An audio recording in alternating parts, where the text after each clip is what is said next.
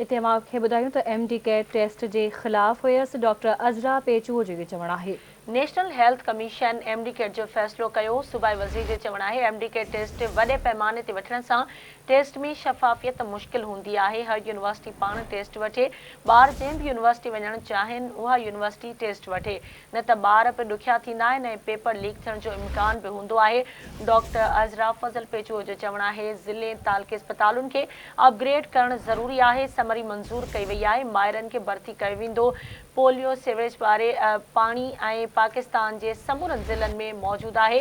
Immunisation खे बहितर करण जी सख़्त ज़रूरत आहे। कोविड दौरान सभिनी ॿारनि खे वैक्सीन न कई वई हुई। सूबाई वज़ीर जो चवणु आहे हर 5 सालनि जे ॿार खे वैक्सीन कई वेंदी। पोलियो जो ख़ात्मो रोज़ाने जी इम्यूनाइज़ेशन जी बहितरी जे ज़रिए करे सघिजे थो। तफ़सील मालूम कंदासीं कराची मां आवाज़ जे रिपोर्टर शहज़ाद जलबाणी खां। जी शहज़ाद, कहिड़ा तफ़सील आहिनि इन हवाले सां? जी बिल्कुल, कराची जी जिना अस्पताल में रिप्रोडक्टिव हेल्थ सेंटर में स्किल लैब जो इफ्तिताह कयो आहे। डॉक्टर अज़रा फज़ल पेचूअ और सिहत वारी वज़ीर पारां सिहत वारी वज़ीर जो मीडिया सां ॻाल्हाईंदे इहो चवणु हुयो त MD कैट टेस्ट जे ख़िलाफ़ हुयसि ऐं जेको national health commission MD CAT जो फ़ैसिलो कयो हुयो। MD कैट टेस्ट वॾे पैमाने ते वठण सां टेस्ट में शफ़ाफ़ियत मुश्किल थी वेंदी आहे। हर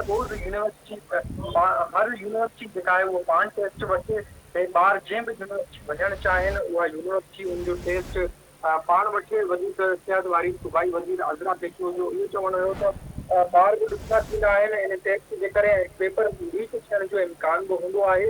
ऐं अज़रा पेचूअ सिहत वारी वज़ीर जो वधीक इहो चवणु हुयो त ज़िले ऐं तालुके अस्पतालनि खे अपग्रेड करण जी ज़रूरत आहे। समरी बि इन बाबति जेका समरी आहे उहा मंज़ूर कई वई आहे। इन में माहिरनि खे भर्ती कयो वेंदो। अज़रा पेचूअ सिहत वारी वज़ीर जो पोलियो बाबति इहो चवणु हुयो त पोलियो सीवरेज वारे पाणी ऐं पाकिस्तान जे समूरनि ज़िलनि में मौजूदु आहे ऐं हिन वक़्तु इम्यूनाइज़ेशन खे बहितर करण जी सख़्त ज़रूरत आहे। कोविड दौरान जेके ॿार हुया सभिनी ॿारनि खे वैक्सीन न कई वई हुई, उहो बि सबबु आहे जो कोविड जा केस ज़ाहिर थियनि पिया। वधीक सिहत वारी वज़ीर अज़रा पेचूअ जो चवणु हुयो त हर 5 सालनि जे ॿार खे वैक्सीन कई वेंदी। पोलियो जो ख़ात्मो रोज़ाने जी इम्यूनाइज़ेशन जे ज़रिए बहितर करे सघिजे थो। जी